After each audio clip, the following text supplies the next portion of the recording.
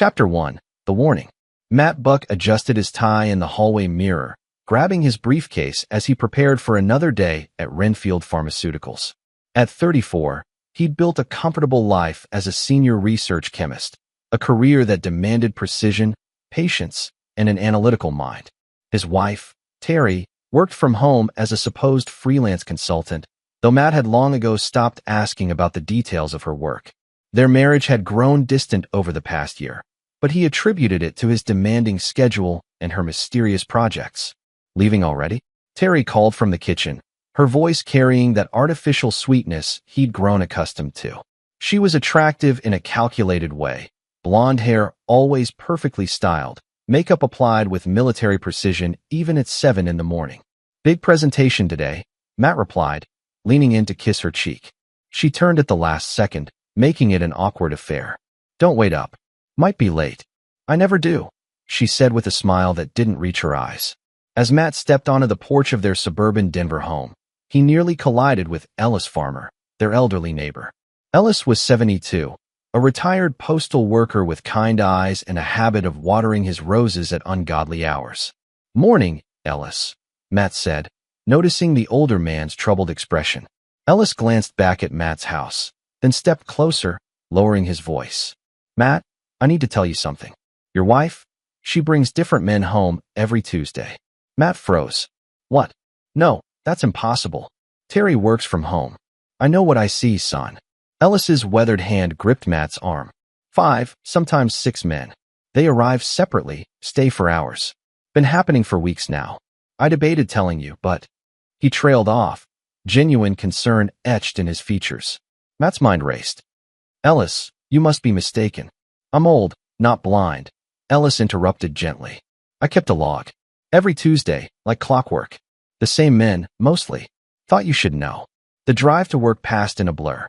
Matt's hands trembled on the steering wheel as Ellis's words echoed through his mind. Different men. Every Tuesday. For weeks. It seemed impossible. Terry had her faults. She was materialistic, self-centered, and emotionally distant. But infidelity? And with multiple men? Yet as Matt sat in his lab that day, pretending to work on protein synthesis reports, his photographic memory began pulling up inconsistencies. Terry's sudden interest in their joint bank accounts 6 months ago. The way she'd pushed him to increase his life insurance policy. Her insistence that he see a therapist for stress, though he felt fine. Small things, insignificant individually, but collectively forming a disturbing pattern. By 3 o'clock, Matt had made a decision. He would investigate. He called his research partner, Jordan Shelton, into a private conference room. Jordan was 31, brilliant, and fiercely loyal. They'd been friends since graduate school at MIT. "I need a favor," Matt said. No questions asked. Jordan studied him with sharp eyes. "That's serious?" "Potentially life or death serious." "Then ask." "I need access to the surveillance equipment from the primate behavior study. The wireless cameras with remote viewing capabilities." Jordan didn't hesitate. "When?" "Tonight." Chapter 2. Surveillance. Matt spent Monday night installing pinhole cameras throughout his house. The equipment was sophisticated, originally designed for observing laboratory animals without their knowledge. The cameras were nearly invisible and transmitted to a secure server Jordan had set up. Matt placed them strategically: living room, kitchen, home office, master bedroom, and the garage entrance. "You're sure about this?" Jordan asked via phone as Matt made final adjustments. "I need to know the truth," Matt replied, securing the last camera behind a smoke detector. Terry was in the bedroom, absorbed in her phone, when Matt joined her. "What were you doing in the garage?" she asked without looking up. "Organizing some old lab equipment," he lied smoothly. "Jordan's borrowing a few things." She grunted acknowledgement, already disinterested. Tuesday morning arrived with agonizing slowness. Matt went through his usual routine: coffee, shower, the goodbye kiss that Terry dodged. But this time, he drove only 2 blocks before pulling into a grocery store parking lot. He'd called in sick, something he never did, claiming food poisoning from last night's dinner. In his car, Matt opened his laptop and logged into the surveillance feed. The cameras positioned perfectly, showing every angle of their home. He waited, heart pounding, hoping Ellis was wrong. At 9:47 a.m., the first man arrived. Matt didn't recognize him. a muscular man in his late 30s with a shaved head and expensive clothes. Terry greeted him at the door with a familiarity that made Matt's stomach turn. But they didn't embrace. They didn't kiss. Instead, the man followed Terry to the home office. 10 minutes later, a second man arrived. This one was older, 50-something, carrying a leather briefcase and wearing a suit that screamed money. Terry led him to the living room. By noon, 4 men had entered Matt's house. They gathered in the living room, and Matt cranked up the audio. Still hasn't shown any symptoms? The older man was saying. Matt could now see his face clearly, calculating eyes, silver hair, an air of professional authority. Not yet, Donnie, Terry replied. But we need to accelerate the timeline. The muscular man, whom others called Diego, leaned forward. I'm telling you, the cognitive dissonance approach isn't working fast enough. We should move to phase 2. Phase 2. A third man, nervous-looking with thinning hair, fidgeted with his glasses. That's permanent. That's the point, Stan, Diego snapped. We've invested 6 months in this. Every Tuesday, we've been laying groundwork, and he suspects nothing. But Donnie's right, we need results. Matt's blood ran cold. They were talking about him. Phase 2. Permanent. What the hell was happening? Terry's voice cut through, sharp and businesslike. Tomorrow, I convince him to see you, Donnie. You'll document his deteriorating mental state. The diagnosis will justify everything that comes next. And the beneficiary paperwork? A fourth man asked. Already changed, Terry said with a smile that would haunt Matt's nightmares. The moment his policy pays out, we split according to plan. Diego and I take 50% for execution, the rest divided among you for consultation and logistics. Matt's hands shook as he saved the recording. This wasn't infidelity. This was conspiracy.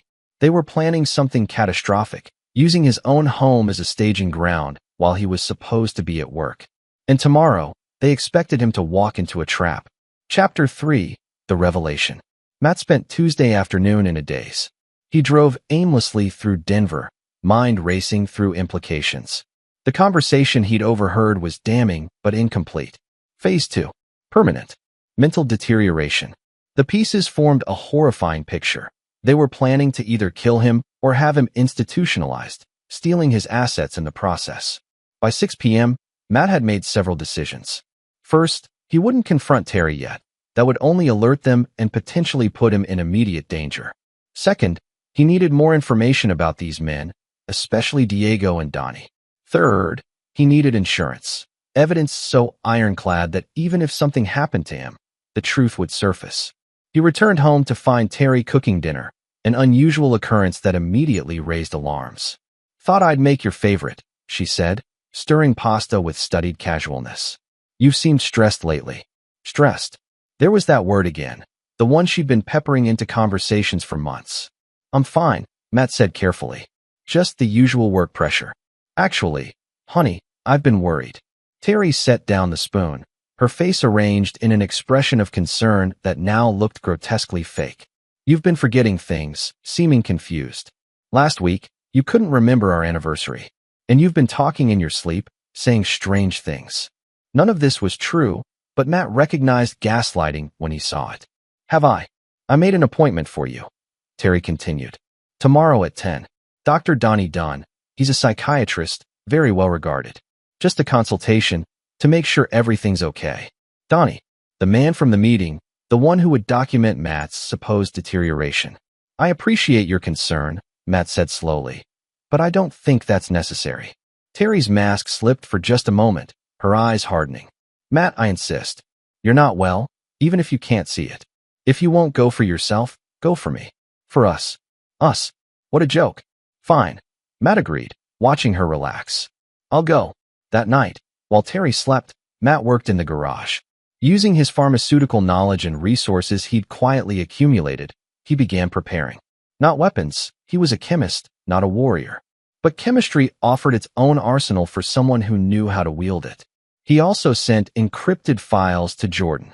Copies of every recording, photos of the men entering his house, transcripts of their conversations. Insurance, in case the worst happened. Wednesday morning arrived. Matt dressed carefully, slipping a small recording device into his jacket pocket, different from the home cameras. This one he'd personally carry into the psychiatrist's office. Ready? Terry asked, keys in hand. I'll drive you. That's not necessary. I insist. Her smile was steel beneath silk. Dr. Dunn's office is tricky to find. In the car, Matt noticed Terry texting rapidly. His phone, sitting in the cup holder, buzzed with her location sharing, making sure he actually went to the appointment. Dr. Donnie Dunn's office was in an upscale medical building, all glass and chrome. But as Terry led Matt through the entrance, he noticed something odd. The directory listed no psychiatrists on the floor they were headed to. Just as they reached the elevator, Matt's phone buzzed with a text from Jordan. Donnie Dunn, fake. No medical license in Colorado. Real name, Donald Dunning, con artist, 2 fraud convictions. Matt's blood turned to ice. This wasn't just about stealing money. If Donnie was fake, the plan was darker than he'd imagined. They entered the elevator. As the doors closed, Terry's phone rang. Start without me, she told Matt. Office 412. I need to take this. The doors opened on the 4th floor. Matt stepped out, alone, into an empty hallway. Office 412's door was slightly ajar. Every instinct screamed danger, but he pushed it open. Inside, Diego Whitaker stood waiting, no longer wearing his charming smile. Behind him were 3 other men from the Tuesday meeting. Hello, Matt, Diego said. Your wife sends her regards. She thought we should talk about your future, or rather, your lack of one. The door slammed shut behind Matt. The lock clicked with fatal finality. Chapter 4, Dangerous Knowledge. Matt assessed the situation with the same analytical precision he applied to chemical compounds. 5 men, 1 exit. No visible weapons, but he didn't need to see them to know they were there. Diego's posture screamed violence restrained by orders. Before this goes any further, Matt said calmly, pulling out his phone, you should know I've been recording everything since Monday. Every word you've said in my house. Every detail of your plan. And those recordings are already in multiple safe locations. Diego's smile faltered. You're bluffing. Am I? Matt pulled up his laptop remotely via phone, displaying footage from his home cameras. Tuesday, 10:15 a.m. You said, and I quote, Phase 2 is permanent. Want me to play the part where you discussed splitting my life insurance payout? The room went silent. Stan, the nervous man, actually stepped backward. Doesn't matter.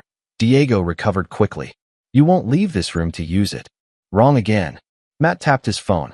I'm sharing my location with my research partner Jordan Shelton. If I don't text him the code word synthesis in the next 5 minutes, he calls the police and sends them everything. You want to explain to cops why a supposed psychiatrist's office contains a con artist and 4 accomplices. Diego's jaw clenched. Behind him, the fake Dr. Dunn spoke up. Let him go. This is already too complicated. We can't risk. Shut up, Diego snapped. But the hesitation was real. Matt pressed his advantage. Here's what's going to happen. I'm walking out. You'll never contact Terry again. And in exchange, I won't press charges, yet. Yet. Diego laughed, but it sounded hollow. What's that supposed to mean? It means I need time to decide what justice looks like here. Matt moved toward the door. But know this. I'm not the confused, stressed man you thought you were targeting. I'm a research chemist with a very particular skill set and a photographic memory for everyone I've seen in this room. You made me your enemy. That's going to cost you. He walked out, half expecting someone to grab him. No one did. In the parking lot, Matt found Terry waiting by her car, on the phone. She saw him and quickly ended her call. How did it go with Dr. Dunn? Enlightening, Matt said. Let's go home. The drive back was silent, tension thick enough to cut. Terry kept glancing at him, trying to read his expression. Matt gave her nothing. At home, Matt went straight to the garage. He had work to do and very little time. Terry and her accomplices would regroup, probably panic, possibly accelerate their plans. He needed to move faster. Over the next 2 days, Matt became a ghost in his own life. He went to work, acted normal, came home to Terry's increasingly anxious questioning. But his real life happened in the shadows. Through Jordan's contacts, Matt identified each man who'd been in that office. Diego Whitaker, real name Diego Castillo, was a con artist specializing in lonely, wealthy women. He'd served 3 years in California for fraud. Donnie Dunn was his partner, playing various professional roles in their schemes. Stan Stevenson was a desperate accountant drowning in gambling debts. Boyd Mahoney and Willis Lucas were hired muscle, petty criminals who'd done security work for Diego before. And then there was Terry. Matt dug deeper into his wife's past, discovering truths that rewrote their entire marriage. Terry Doherty had been broke and desperate when they'd met 5 years ago. Her freelance consulting had been a fiction from day one. She'd targeted him specifically, a successful scientist with no family, significant assets, and the social isolation that came from dedicating his life to research. Their entire relationship was a con that had simply taken years to execute. Friday afternoon, Matt made a call to someone who specialized in problems that fell outside legal channels. His name was Muhammad Hopkins, a former military intelligence officer turned private security consultant. Jordan had vouched for him personally. "Tell me what you need," Muhammad said when they met at a quiet coffee shop. Matt laid out the entire situation: the conspiracy, the fake suicide plan, the accomplices. Muhammad listened without interruption, then leaned back. "You want them arrested?" "No," Matt said. "I want them to experience exactly what they planned for me. Fear, helplessness, the realization that everything they built is collapsing. That's not legal." "I didn't say it had to be." Muhammad studied him for a long moment. "You're sure?" "Once we start down this road." "They were going to kill me," Matt interrupted. "Make it look like suicide, steal everything I've worked for." "Yes, I'm sure." "Then let's talk strategy." Chapter 5, The Setup. Matt's plan took shape over the following week. It was elegant in its simplicity and brutal in its precision. He would give them exactly what they wanted, or at least make them think he was. Phase 1. Appear to be falling apart. Monday morning, Matt arrived at work disheveled, having purposely skipped shaving and worn mismatched clothes. He accidentally put his coffee mug in the filing cabinet and his reports in the break room fridge. Small things, visible to colleagues, that would be reported back if anyone asked. In front of Terry, he became increasingly confused. He misplaced his keys repeatedly. He asked about conversations they'd never had.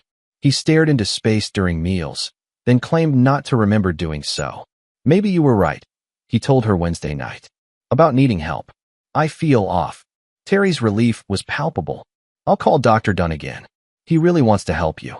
"Not him," Matt said carefully. "I want a second opinion. Dr. Kelly Estes. She's a neurologist." Kelly Estes was real, a colleague's wife, someone Matt had briefed completely on the situation. She'd agreed to play along, documenting his supposed symptoms while actually helping him build his case. But Matt let Terry believe he was seeking help that would ultimately support her narrative of his declining mental state. While Matt appeared to unravel, Muhammad's team worked in the background. They tracked Diego and his crew, photographing their meetings, documenting their communications, building a comprehensive picture of their entire operation. What they discovered was worse than Matt had imagined. "They've done this before," Muhammad revealed Friday evening. "At least twice. Different women, different marks. One victim, Timothy Walsh, did commit suicide 3 years ago. The other, Gerald Price, had a suspicious accident and survived, but was financially ruined." Matt felt sick. "We need to stop them." "We will. But we need to be smart about it." Phase 2 of Matt's plan involved turning the conspirators against each other. He'd learned in his years as a chemist that the best reactions happened when you introduced the right catalyst into an unstable mixture. Through an anonymous email account, Matt sent Diego a fabricated message supposedly from Stan, suggesting Stan was negotiating immunity with the police. To Stan, he sent proof that Diego was planning to eliminate the secondary conspirators once Matt's money came through. To Boyd and Willis, he sent their criminal records along with a note: "Diego's setting you up. You're the fall guys." Within days, paranoia spread through the group like a virus. Muhammad's surveillance captured increasingly hostile meetings. Accusations flew. Trust evaporated. But Matt's masterstroke was still coming. On Tuesday, exactly 2 weeks after Ellis Farmer's warning, Matt prepared the final phase of his trap. He'd invited everyone to his house: Terry, Diego, all the accomplices. The invitation, sent through Terry, claimed he wanted to discuss his treatment and make some financial arrangements. They thought he was about to sign over control of his assets, probably imagining they'd helped gaslight him into submission. They had no idea what was really waiting for them. Jordan helped Matt prepare the house. Hidden cameras, of course, but also something more theatrical. Matt had prepared 6 identical folders, each containing evidence tailored to its recipient. Evidence that would force them to reveal their entire conspiracy while trying to defend themselves. This is insane, Jordan muttered as they set up. You know that, right? They planned to kill me, Matt replied quietly. Insane was the only appropriate response. At 7 p.m., Matt's doorbell rang. The conspirators had arrived, and they'd brought their own doom with them. Chapter 6, Gathering Storms. They arrived separately, maintaining the pretense of strangers, but Matt watched them through his surveillance system as they exchanged nervous glances in his driveway. Terry greeted each one with theatrical warmth, playing the concerned wife, hosting a mental health intervention. Matt had spent the day in visible deterioration. His hands shook as he poured water. He stumbled slightly when walking. He spoke in fragmented sentences, exactly the behavior Donnie would have documented in his fake psychiatric evaluation. Thank you all for coming, Terry began once everyone had settled in the living room. As I mentioned, Matt has agreed to discuss his condition and make some important decisions about his care and financial affairs. Diego sat with predatory patience. Donnie had brought an actual clipboard, maintaining his fake psychiatrist persona. Stan looked ready to bolt at any moment. Boyd and Willis flanked the exits like the hired muscle they were.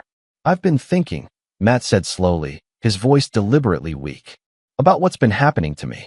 The confusion, the memory problems. Terry, you've been so patient. We all want what's best for you, Terry said, reaching for his hand. Matt noticed Diego's almost imperceptible nod, the signal to proceed with their endgame. Dr. Dunn has reviewed your symptoms. Donnie spoke up, consulting his clipboard. With your permission, I'd like to discuss treatment options. There's a facility. No, Matt interrupted, his voice suddenly clear and strong. The change was so abrupt that everyone froze. Let's discuss something else instead. Let's discuss exactly how you plan to steal everything from me. The room went dead silent. Matt, what are you? Terry began. Shut up, Matt said calmly. He stood, no longer trembling, no longer confused. You're all being recorded. Every word, every expression. Just like I've been recording you for weeks. Diego lunged to his feet, but Boyd was faster, moving to block Matt's exit. But Matt didn't move toward the door. You can't leave, Diego said. And recordings mean nothing if you're not alive to testify. That's where you're wrong. Matt pulled out his phone, showing a live feed. In a separate location, Jordan sat with multiple screens, streaming everything. Remote broadcast. Jordan's watching, along with Muhammad Hopkins and his team. If anything happens to me, the police get everything. But more importantly, my lawyer gets everything, including the recordings of you admitting, just now, that you'd kill me to stop me from testifying. You're insane, Terry hissed. All pretense of the loving wife evaporated. No, I'm prepared. There's a difference.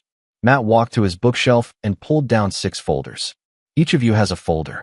Inside is evidence of your specific crimes. Terry, records of you researching my finances for 2 years before we met. Dating profiles where you listed wealthy professionals as your target demographic. Diego, evidence linking you to Timothy Walsh's death and Gerald Price's accident. Should I continue? Stan bolted for the door. Willis grabbed him. Let him go, Matt said quietly. Or this goes from a conspiracy case to a kidnapping case. Willis looked to Diego, who nodded reluctantly. Stan fled. What do you want? Donnie asked, his professional facade finally cracking. Money? We can split. I don't want your money, Matt interrupted. I want you to understand what it feels like to be helpless. To watch your world collapse. To know that someone else holds all the power. So call the police, Diego challenged. Turn us in. Otherwise, this is just theater. Matt smiled for the first time. Oh, I will call the police. But not yet. First, I'm going to take everything from you. The same way you planned to take everything from me. And you're going to help me do it. Like hell. You don't have a choice, Matt continued. Because here's what you don't know. The water you've been drinking tonight? I laced it with a mild sedative and a marker compound I developed at the lab. It's traceable in your system for 96 hours. If anything happens to me during that time, that compound links you directly to my death. You're marked. Tagged like lab animals. It was a bluff, partially. Matt had put something in the water, but it was just a harmless dye that would show up under UV light. But they didn't know that. You poisoned us. Terry's voice rose in panic. I chemically marked you, Matt corrected. There's a difference. Now sit down. All of you. Because we're going to talk about exactly how you're going to make restitution for what you tried to do. And if you don't like my terms, well, We can always see how the police feel about attempted murder, conspiracy to commit fraud, and whatever else I can document. Diego's eyes promised violence. But he sat down. Matt had them exactly where he wanted them. Chapter 7. The Unraveling. Next morning, Matt put his plan into motion. While Terry slept, or pretended to, he accessed their joint accounts and transferred his funds to separate accounts she couldn't touch. He changed locks, security codes, passwords. By 8 a.m., Terry was locked out of everything that mattered. When she came downstairs, suitcases at her feet appeared in the foyer. "What is this?" she demanded. "Your belongings," Matt said calmly. "You have 1 hour to leave my house." "This is my house too." "Actually, it's not. It's in my name, purchased before our marriage. And our prenuptial agreement, which you signed, specifies that marital misconduct, including conspiracy to commit fraud, voids any claims to my assets." Terry's face drained of color. "You can't prove." Matt played a recording, her voice, clear as day, discussing his murder with Diego. "Can't I?" She tried anger first, then tears, then seduction. Matt remained unmoved. By 9:30 a.m., Terry was gone, homeless and broke. But Matt wasn't done. Diego's punishment was more elaborate. Matt had spent days researching Diego's operation, discovering something useful. Diego was running his cons using stolen identities and fraudulent business entities. With Muhammad's help, Matt had compiled evidence and sent it to the FBI's fraud division, the IRS, and 3 different state attorney generals. But he also sent information to Diego's victims, all of them, including ones Diego thought he'd gotten away with. Addresses, phone numbers, current locations. Diego was about to discover what it meant to have motivated enemies. By Tuesday, Diego was in federal custody. The charges were extensive: wire fraud, identity theft, conspiracy to commit murder. His bail was set at $2 million. He had maybe $30,000 in accessible funds. Donald Dunning, faced his own reckoning. Matt had contacted the medical licensing board, the police, and every hospital where Donnie had claimed to have privileges. Impersonating a psychiatrist was a felony. Doing it as part of a murder conspiracy was far worse. But Matt's favorite touch was personal. He'd sent recordings of Donnie's fake diagnoses to real psychiatrists, who'd analyzed them and determined that Donnie himself showed signs of sociopathy and narcissistic personality disorder. The reports were public record now, available to anyone who searched Donnie's name. Donnie's reputation was destroyed. His business collapsed. And because of the federal charges, his assets were frozen. Stan Stevenson had fled after the confrontation, but Matt wasn't letting him escape justice. However, Stan's punishment was lighter. Matt understood desperation and debt. Through Jordan's contacts, Matt arranged for Stan's gambling debts to be purchased at a discount. The new creditors were far more reasonable, and in exchange for cooperation and testimony against Diego, Stan's debts would be forgiven gradually. Stan agreed. His testimony would be devastating. Boyd Mahoney and Willis Lucas, the hired muscle, faced assault and conspiracy charges. But Matt had an offer for them too: complete cooperation, including testimony, and he'd recommend reduced sentences. They'd still serve time, but far less than if they remained loyal to Diego. They took the deal within hours. By Wednesday, Matt's enemies were scattered, arrested, or ruined. But he had one final confrontation ahead. Chapter 8. Facing the Past. Kelly Estes, the real neurologist, called Matt Thursday morning. "You have a visitor. She's insisting on seeing you." "Who?" "Lorene Whitaker. Claims she's Diego's sister." Matt hadn't expected this. "I'll be there in an hour." Lorene Whitaker was nothing like her brother. Where Diego was polished and predatory, she was worn down by life. Tired eyes, cheap clothes, the posture of someone used to bad news. "Mr. Buck," she began when Matt arrived at Kelly's office, "I know what my brother did. I'm not here to defend him." "Then why are you here?" "Because I need to understand." Lorene's hands twisted in her lap. "Diego wasn't always like this. When we were kids, he was kind, protective. Then our parents died, and he just changed. Started running cons, hurting people. I tried to stop him, but he wouldn't listen." Matt sat down across from her. "What do you want from me?" "The truth about what he was planning. The police won't tell me everything, and Diego's lawyer is useless." Tears welled in her eyes. "I need to know if my brother was really going to kill you." Matt could have lied, could have softened it. Instead, he told her everything. The plan, the fake psychiatrist, the discussions about making his death look like suicide. Lorene wept silently as he spoke. When he finished, she looked up. I'm so sorry. If I'd known, if I'd done something sooner. You're not responsible for his choices, Matt said gently. But I appreciate you coming here. There's something else. Lorene pulled an envelope from her purse. Diego kept records. Of everything. Every con, every victim, every crime. I found them in his apartment when the FBI raided it. This is a copy. Matt opened the envelope. Inside were detailed records dating back 15 years. Names, dates, methods. It was a prosecutor's dream. Why are you giving this to me? Because you stopped him, Lorene said simply. And because those other victims deserve justice too. Diego needs to face what he's done, all of it. Maybe then he can become the person he was supposed to be. After Lorene left, Matt sat alone in the consultation room. He'd expected to feel triumphant. He'd won, after all. His enemies were defeated, justice was being served. But instead, he felt hollow. Revenge was necessary, but it wasn't clean. It didn't erase what they'd tried to do or restore the life he'd had before. Jordan found him there an hour later. Muhammad called. Diego's trying to make a deal. Testimony against larger criminal networks in exchange for reduced charges. Let him, Matt said. I don't need him to suffer more. I just needed him stopped. What about Terry? Matt had saved Terry for last. Her crimes were more personal, more intimate. She'd shared his bed while plotting his death. That betrayal went deeper than the others. But he'd also been investigating her background, discovering something that reframed everything. Terry had been abused as a child, trafficked as a teenager, and had been running survival cons since she was 16. Her life had been one long exercise in staying alive by any means necessary. It didn't excuse what she'd done, but it explained it. I'm not pressing additional charges against her beyond the conspiracy, Matt decided. She'll face justice for what she did, but I'm not going to destroy her completely. She's already broken. Jordan looked skeptical. After everything she tried to do? After everything she tried to do, Matt confirmed. I'm choosing to be better than her. That's the only real victory here. Chapter 9, Resolution. 3 months later, Matt stood in the courtroom as Diego Castillo was sentenced to 20 years in federal prison. Donnie Dunning received 12. Boyd and Willis, having testified against the others, got 5 years each. Stan Stevenson received probation and community service.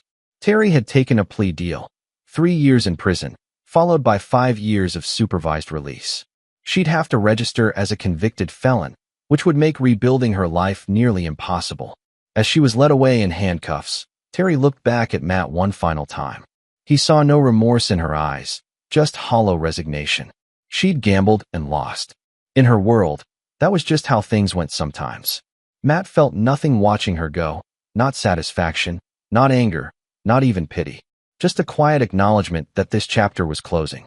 After the sentencing, Ellis Farmer was waiting outside the courthouse. The old man smiled when he saw Matt. Thank you, Matt said. For warning me. Had to, Ellis replied. Good people deserve protection from bad ones.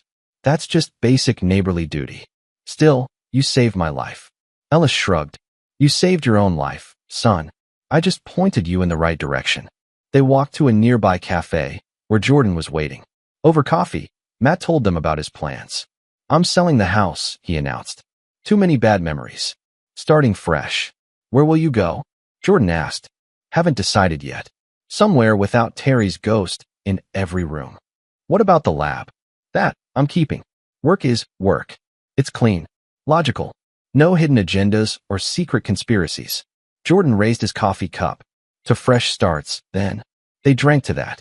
Over the following months, Matt rebuilt his life piece by piece. He found a smaller house in a different neighborhood.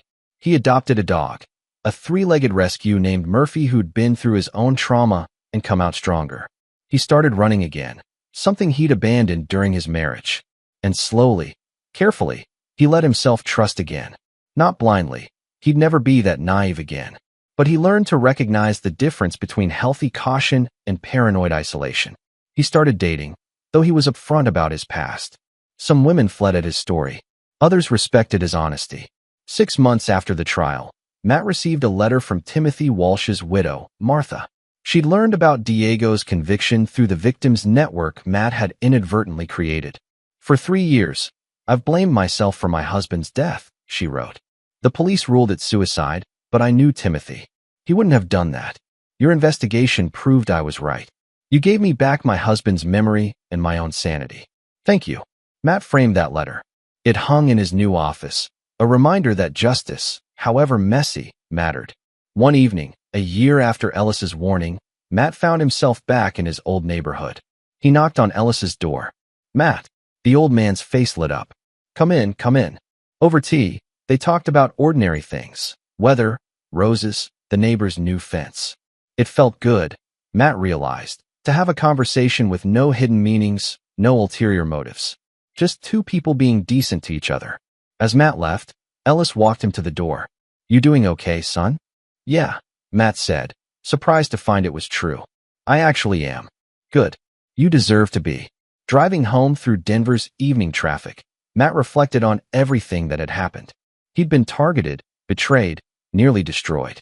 But he'd fought back intelligently, methodically, using the same analytical skills that made him good at chemistry. He'd won not through violence, but through preparation, evidence, and an understanding of his enemy's weaknesses. Most importantly, he'd won without becoming like them. He could have killed Diego or destroyed Terry so completely she'd never recover. He'd had the means and, arguably, the motive, but he'd chosen justice over vengeance, accountability over annihilation. That choice, that restraint, was what allowed him to sleep at night now. At home, Murphy greeted him with enthusiastic limping and tail wagging. Matt scratched the dog's ears, poured himself a glass of wine, and stood on his back porch watching the sunset. His phone buzzed. Jordan, pub trivia tomorrow night. You in? Matt smiled and typed back, absolutely. Life continued. He had work he enjoyed, friends he trusted, and a future unwritten by anyone's conspiracy. The nightmare was over. He'd survived not just physically, but mentally intact, still capable of hope and trust and normalcy. That was the real victory, not Diego rotting in prison or Terry losing everything. The real victory was Matt Buck standing on his porch, watching the sun set, feeling genuinely content for the first time in years. He'd been tested by the worst humanity had to offer, and he'd emerged stronger, wiser, and fundamentally unchanged. He was still the same analytical, principled man he'd always been. Just now, he was that man who also happened to be a survivor. And that made all the difference. This is where our story comes to an end. Share your thoughts in the comments section. Thanks for your time. If you enjoy this story, please subscribe to this channel. Click on the video you see on the screen, and I will see you there.